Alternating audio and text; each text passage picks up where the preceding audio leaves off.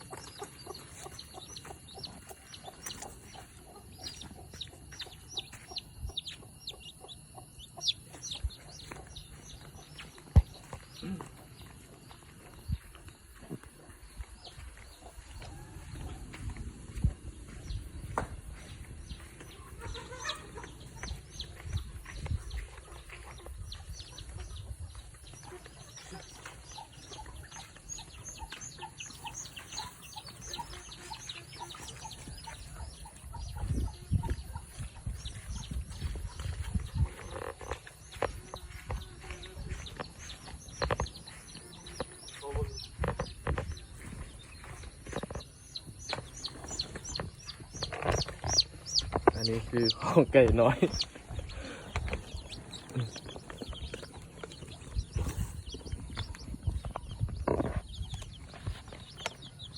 ตัวนี้ห้ากระบอกนี่สำหรับแซ่บ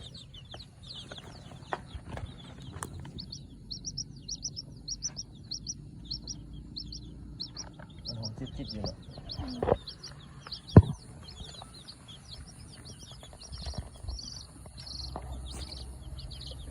ไก่ลาดกับ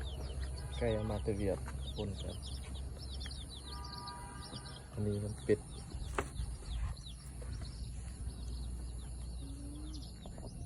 10 ปลายตัว